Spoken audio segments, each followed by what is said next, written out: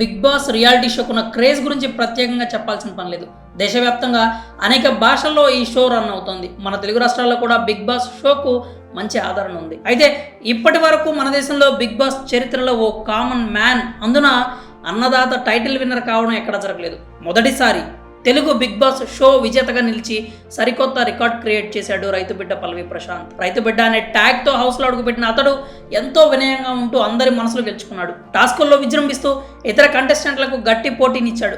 అంతిమంగా సెలబ్రిటీలందరినీ వెనక్కి నెట్టి బిగ్ బాస్ 7 టైటిల్ గెలిచాడు. విజేతగా నిలవడమే కాక కామన్ మ్యాన్ గెలిచాడు అనే రికార్డు కూడా క్రియేట్ చేశాడు. అయితే ఆ సంతోషం ఎక్కువసేపు నిలవలేదు. బిగ్ బాస్ విజేతగా నిలిచిన పల్లవి ప్రశాంత్ గంటల వ్యవధిలోనే జైలుకు వెళ్లాల్సి వచ్చింది. బిగ్ బాస్ గ్రాండ్ ఫినాలే రోజు అన్నపూర్ణ స్టూడియో ఎదుట కంటెస్టెంట్ల కార్లపై, ప్రభుత్వ ఆస్తులపై దాడి జరిగింది. ఈ క్రమంలో పబ్లిక్ న్యూసెన్స్ కేసు నమోదు చేసిన పోలీసులు పల్లవి ప్రశాంత్ అతని సోదరుడిని అరెస్ట్ చేశారు. పల్లవి ప్రశాంత్ కు 14 రోజుల రిమాండ్ విధించి చెంచల్గూడ జైలుకు తరలించారు. అయితే అరెస్ట్ కావడానికి ముందు పల్లవి ప్రశాంత్ మీడియాతో మాట్లాడాడు. అసలు ఏం జరిగిందో వివరించే ప్రయత్నం చేశాడు. బిగ్ బాస్ హౌస్ నుంచి బయటకు రాగానే తన కోసం వచ్చిన జనాన్ని చూసి షాక్ అయ్యానని, తనకు ఇంతమంది సపోర్ట్ చేస్తున్నారా అని అనుకున్నానని వెల్లడించాడు.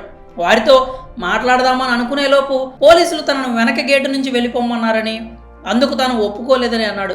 దొంగల వెనక నుంచి వెళ్ళనని, ముందు గేటు నుంచే వెళ్తానని పోలీసులకు చెప్పానని చెప్పుకొచ్చాడు. అయితే పోలీసులు తనకు ఏం చెప్పారో మాత్రం ఆ వాహనాల శబ్దాల మధ్య సరిగా వినపడలేదని అన్నాడు. వాళ్ళు తన మంచి కోసమే చెప్పారని, కానీ అప్పుడు ఏదీ సరిగా వినపడలేదని, దాంతో తాను అలాగే ముందుకు వెళ్ళానని చెప్పుకొచ్చాడు.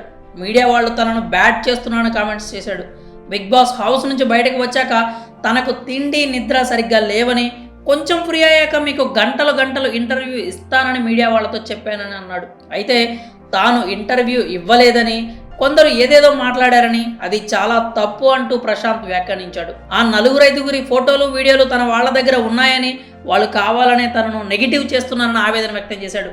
తనకు కానీ తన కుటుంబానికి కానీ ఏదైనా జరిగితే ఆ 5 బాధ్యత అంటూ ప్రశాంత్ చెప్పుకొచ్చాడు. పోలీసుల మాటలు వినకపోవడంతోనే Bigg Boss grand finale episode రోజున అన్నపూర్ణ స్టూడియో బయట అభిమానుల దాడుల వల్ల తీవ్ర ఉద్రిక్త పరిస్థితులు నెలకొని ఉన్నాయి. వీటన్నింటినీ పరిశీలించిన బిగ్ బాస్ యాజమాన్యం పోలీసుల సాయంతో బ్యాక్ డోర్ గుండా పల్లవి ప్రశాంత్ ని బయటికి పంపించారు. అంతేకాక శాంతి భద్రతల సమస్య దృష్ట్యా ప్రశాంత్ను అక్కడ ఆగకుండా వెంటనే వెళ్ళిపోమని సూచించారు. కానీ ప్రశాంత్ మాత్రం రైతు బిడ్డకు విలువ ఇవ్వట్లేదంటూ పోలీసులనే వీడియోలు తీస్తూ దురుసుగా ప్రవర్తించాడు. బయటకు వెళ్ళిపోయిన కాసేపటికే పోలీసుల ఆదేశాలను బేఖాతరు చేస్తూ ప్రశాంత్ మళ్ళీ అన్నపూర్ణ స్టూడియో వద్దకు వచ్చాడు. దాంతో అక్కడి పరిస్థితి మరింత ఉద్రిక్తంగా మారింది. ఈ క్రమంలోనే పబ్లిక్ న్యూసెన్స్ కు కారణమయ్యాడంటూ పల్లవి ప్రశాంత్ను పోలీసులు అరెస్ట్ చేసి చెంచల్గూడ జైలుకు తరలించారు.